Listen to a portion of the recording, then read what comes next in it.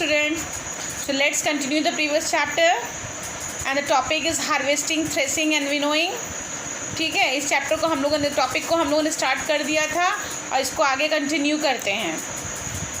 Now days tractor are use for doing the job. आजकल के date में tractor harvesting का भी काम करते हैं, थ्रेसिंग का भी काम करते हैं और विनोइंग का भी काम करते हैं. The leaves and the stems of the crops get crushed into smaller pieces. पत्तियाँ और स्टेम्स को काट काट के छोटे छोटे पीसों में वो क्रश कर देता है. The grains are then separated from the chaff, और उसमें से अनाज के दानों को काफ से अलग कर देता है. और dried leaves and stems of the crops in a machine और बाई विनोइंग, और सूखे पत्तियों सूखे स्टेम्स टूटे टूटे हुए को विनोइंग के द्वारा हटा देता है. Harvesting and threshing can be done simultaneously with the help of machine combine. Harvesting और थ्रेसिंग का जो प्रोसेस होता है वो एक साथ भी किया जा सकता है कंबाइन मशीन के द्वारा. आफ्टर थ्रेसिंग, जब थ्रेसिंग हो जाता है, grain is still mixed with calf and hay and it has to be cleaned by separating from the calf and hay before it can be used.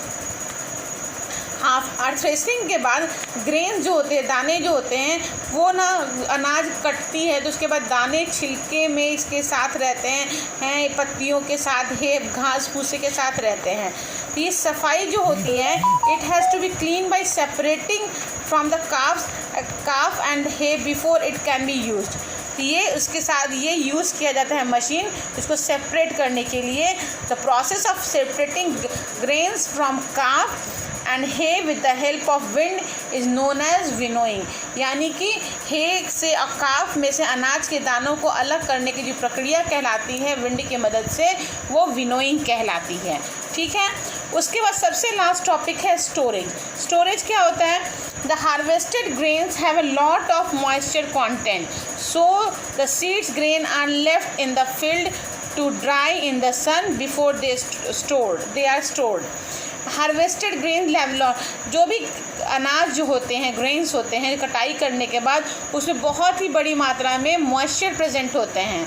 So the seeds grain are left in the field, इसलिए उसको खेतों में छोड़ दिया जाता है field में, जिससे सूरज की रोशनी से वो उनमें की नमी समाप्त हो जाए, ख़त्म हो जाए, और उसके बाद उसको स्टोर किया जाएगा. यानी स्टोर करने से पहले उसको धूप में छोड़ दिया जाता है जिससे उसका मॉइस्चर ख़त्म हो जाए. अदरवाइज द मॉइस्चर में spoil the grains bye promoting the growth of fungus and moulds on the stored grain.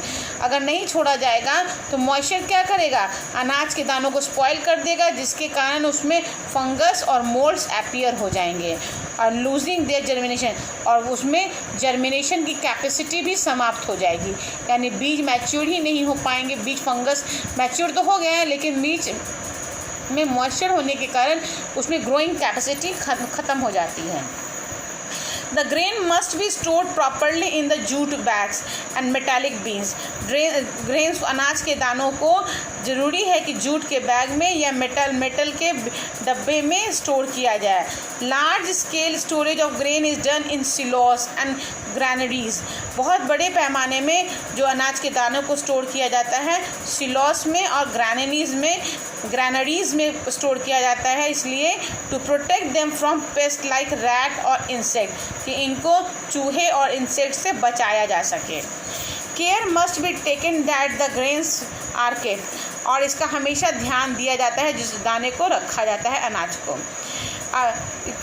किस लिए ध्यान दिया जाता है? कि हमेशा उसमें मॉइस्चर ना लगे, away from the moisture, safe from rain, बारिश के पानी से भीगे ना, protect from the paste and birds, paste से बचाया जाए, बर्ड्स को चुग कर खाना जाए.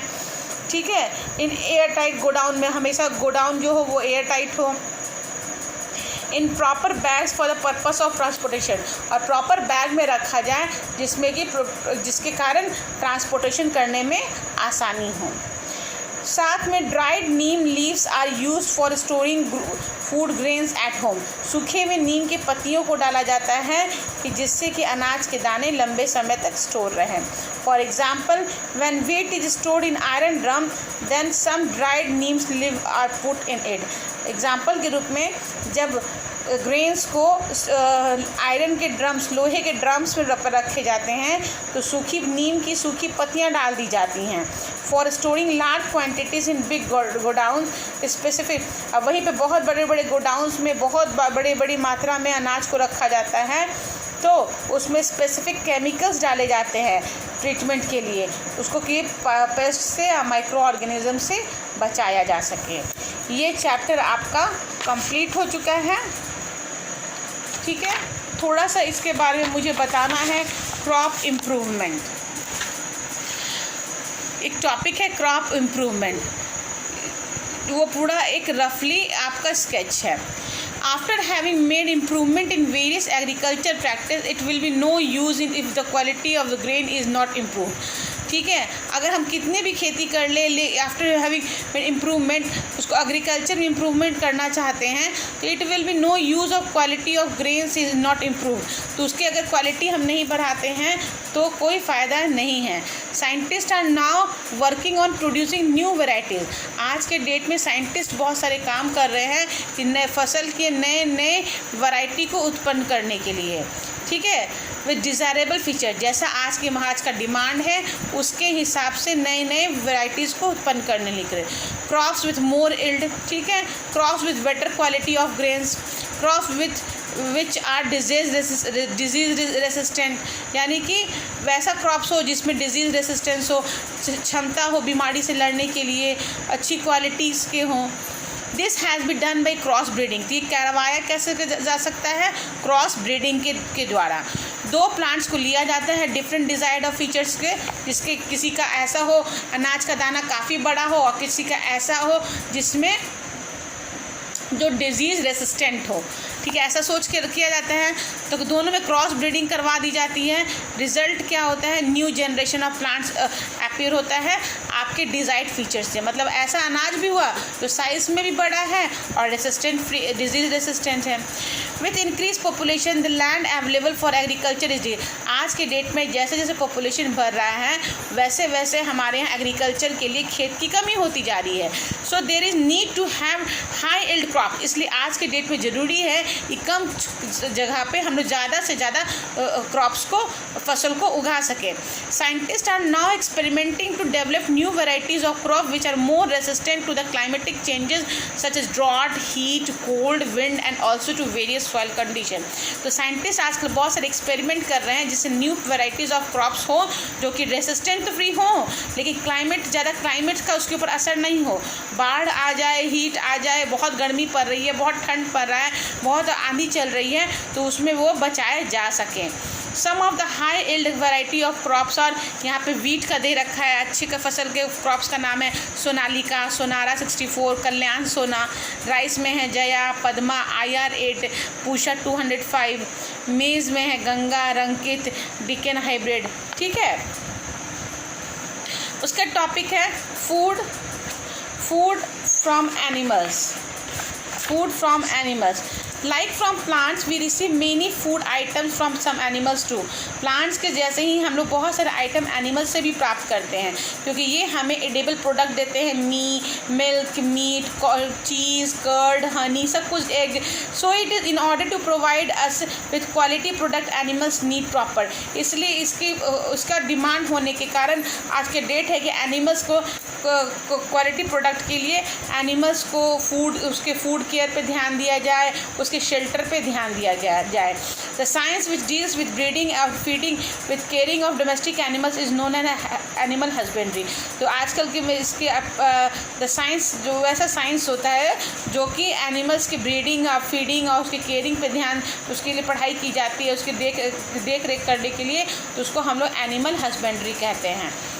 उसी ढंग से पिस्कीकल्चर होता है। The rearing of fish is called pisciculture. Fishery is the farming of fish. Fishery क्या है? मछली पालन। This fish found in marine water called sea fish, और मरीन फिश जो मरीन वाटर में पाए जाते हैं। Salmon, hilsa. Fish found in fresh water, that is a fresh water fish is rohu, catla. वहीं पे apiculture, the rearing of honey bees is called apiculture. It is done on large scale in farms में बहुत बड़े पैमाने पे एपीकल्चर किया जाता है। Honey bees produce honey by sucking nectar of flower which is rich in minerals and sugar. That is known as apiculture. ये chapter complete हो गया है। अब आप लोग इसका ऑब्जेक्टिव मैं बना के पिक्चर क्लिक करके भेज दूँगी, आप बना लीजिएगा, क्वेश्चन से भी मैं लिख के सेंड कर दूँगी। ओके।